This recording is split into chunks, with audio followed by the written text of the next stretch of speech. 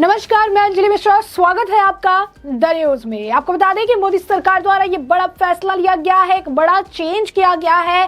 पहले उत्तर प्रदेश में जिस तरीके से योगी सरकार का बड़ा फैसला था, मुगल से रिलेटेड चैप्टर्स जो है वो सीबीएसई और साथ ही साथ यूपी बोर्ड से हटा दिए गए थे और ऐसा ही फैसला अब एनसीईआरटी को लेकर भी किया गया है। एनसीईआरटी के पुस्तकों से मुगल साम्राज्य और कोल्ड वॉर से जुड़े हुए चीजों को हटा दिया गया है। सीबीएसई और यूपी और उत्तर प्रदेश सहित कई स्टेट बोर्ड में भी इसे लागू किया जाएगा। यानी स्पष्ट तौर पर जो मुगल हिस्ट्री है, जो मुगल साम्राज्य से जुड़ी चीजें हैं, उसे पूरी तरीके से अब खत्म किया जा रहा है। ऐसे में एनसीईआरटी द्वारा इतिहास की बुक्स में उनके जो सिलेबस है उसमें बड़े बदलाव किए जा रहे हैं और ये बदलाव जो है 12वीं कक्षा में पढ़ाए जाने वाले इतिहास के पाठ्य पुस्तक में किया गया है। इसके तहत मुगल साम्राज्य के अध्याय को हटा दिया गया है। इसके साथ ही एनसीईआरटी ने कई अध्याय जो है हटाने का निर्णय लिया है।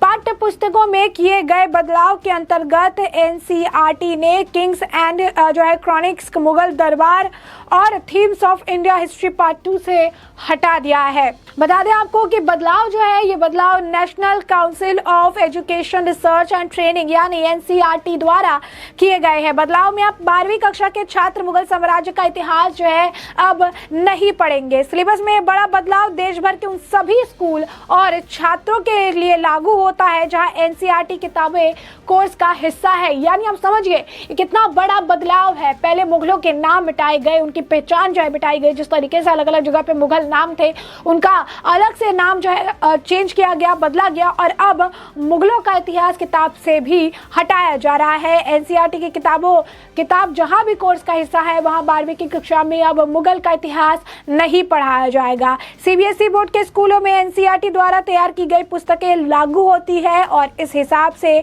सीबीएसई बोर्ड में लगभग सभी स्कूलों में ये बदलाव जो है ये देखने को मिलेगा। सीबीएसई के अलावा यूपी बोर्ड ने भी एनसीईआरटी की कई किताबों में से लागू किया है, इसलिए वहां भी इतिहास की किताब में ये बड़े बदलाव देखने को मिलेंगे। एनसीईआरटी ने इसी तरह से हिंदी के पुस्तकों में से कुछ कविताएं और पैराग्राफ हटाने का भी निर्णय लिया है। एनसीईआरटी के मुताबिक सिलेबस में जो भी बदलाव किया गया है उसे मौजूदा शैक्षणिक सत्र यानी बदलाव इसी साल से लागू कर दिया जाएगा। यही नहीं, एनसीईआरटी की बुक से द कोल्ड वॉर का जो चैप्टर है उसे भी हटाया गया। कई सारे जो एक स्पेसिफिक पार्टी से जुड़े चैप्टर्स थे उन्हें भी हटा दिया गया है। नए सिलेबस में अपने जो है स्कूलों में अपडेट कर दिया गया है। कक्षा 11वीं की पाठ्य पुस्तक थीम्स में इन वर्ल्ड हिस्ट्री के सेंट्रल इस्लामिक लॉ, सांस्कृतिक का टकराव और औद्योगिक क्रांति जैसे अध्याय हटा दिए गए हैं और इसी प्रकार कक्षा 10वीं की किताब से लोकतांत्रिक राजनीति 2 से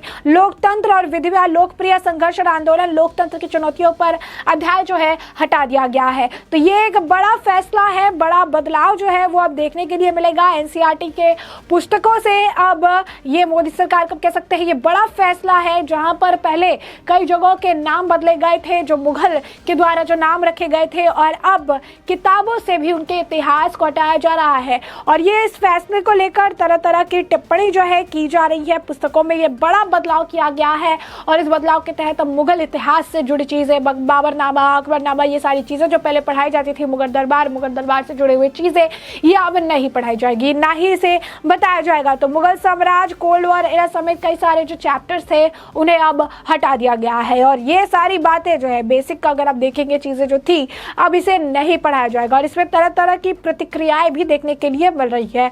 कुछ ऐसे लोग हैं जो इस फैसले की काफी ज्यादा सराहना कर रहे हैं, काफी अच्छा बता रहे हैं कि बहुत ही बढ़िया जो है ये फैसला लिया गया है और कुछ ऐसे लोग हैं जिन्हें इनसे काफी प्यार था, मुगलों से काफी जो है वो राबता रखते थे, उन्हें इस खबर से, इस फैसले से काफी ज्यादा मिर्ची भी लग रही है। आखिर कौन है ये लोग, किस तरीके की टिप्पणी आ रही है, विस्तार से हम आपको बताते हैं। सबसे पहले बता दें आपको, सूर्य प्रताप सिंह जो रिटायर्ड आईएएस है उन्होंने ऐसे कोट करते हुए लिखा है कि इतिहास तो इतिहास है जो कभी मिटता नहीं, इसीलिए वो इतिहास है। मुगल काल को बच्चों की स्कूली किताबों से हटाने से इतिहास थोड़ी ही मिट जाएगा।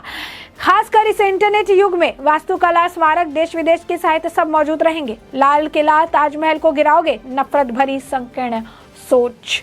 तो ये जो है बयान है। वही अरफा खातून जो है उन्होंने लिखा है, ताकत तुम्हारी है और खुदा हमारा है, बेशक खुदा सब्र करने वालों के साथ है। वही आनंद जो है रंगानाथम जो है एक बता दें एक ऑथर भी है, वेल नोन ऑथर है, उन्होंने इसे लेकर लिखा है कि मुगल के जो हिस्ट्री है, मुगल का जो इतिहास है, उसे स्कूली टेक्स्ट बुक से हटा देना सवालों का जवाब नहीं है।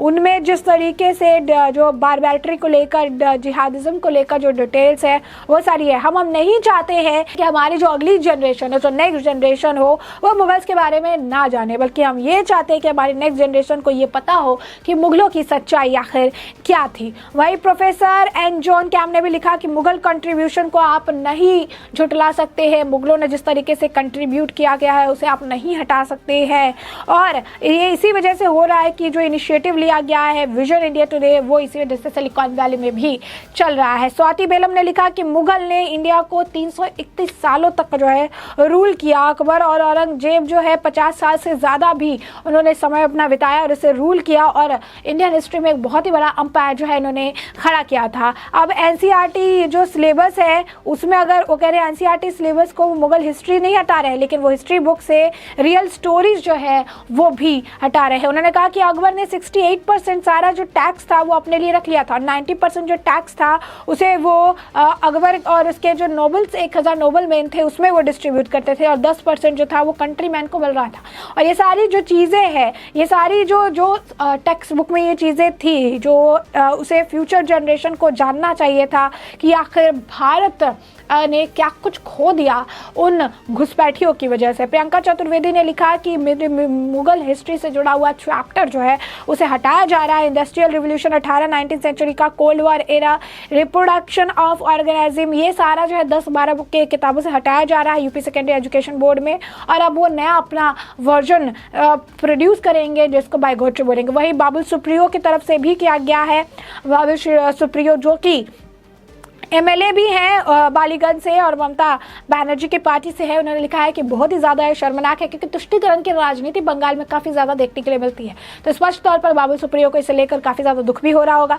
बाबुल सुप्रियो ने लिखा कि बहुत ज़्यादा जो है शर्मनाक है, हमारे माननीय प्रधानमंत्री नरेंद्र मोदी ने अपना स्पीच जो है वो लाल किले से देते हैं, लेकिन एनसीईआरटी से वो मुगल के इतिहास को धीरे धीरे करके मिटा रहे हैं, स्कूल के टेक्स्ट बुक से भी मिटा रहे हैं, और ये काफ़ी ज़्यादा शॉकिंग है। उन्होंने कहा कि बीजेपी किस तरीके से हिस्ट्री के साथ छेड़छाड़ कर सकती है, और उन्होंने जो है ये इस तरीके से काम को जो है क्राइम भी बताया है। तो एनसीईआरटी की किताबों में बड़ा का जो इतिहास का पाठ्यक्रम है उसे बदला गया है, मुगल साम्राज्य से जुड़े हुए अध्याय हैं उसे हटाया जा रहा है, और ये अपने आप में बड़ा फैसला है। तरह तरह की प्रतिक्रिया है, कुछ लोग कह रहे हैं कि बहुत ही बढ़िया फैसला है कि मुगल हिस्ट्री हटाया जा रहा है कि उसे पढ़ने की ज़रूरत भी नहीं है। इस लिस्ट में आपको बता दें कि स्वरा भास्कर का नाम भी जुड़ा हुआ है।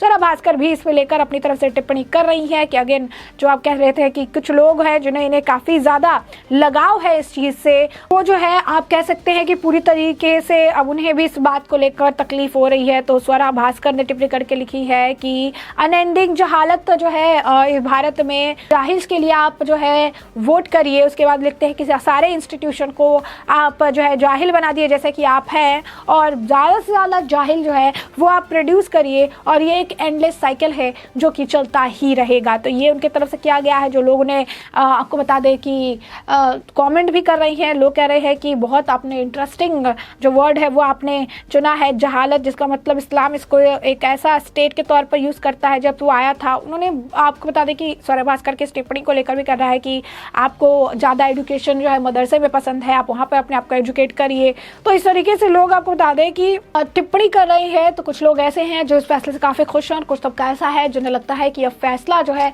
ये इस तरीके से लेना सही नहीं है, मुगल इतिहास को मिटाना सही नहीं है। वैसे में हमने आपको ये पूरा मामला जो है बड़े विस्तार से बताया कि पूरा मामला क्या है, और अब इस पूरे मामले पर आपकी भी जो राय हो हमें कमेंट सेक्शन में कमेंट करके ज़रूर साझा करें। धन्यवाद।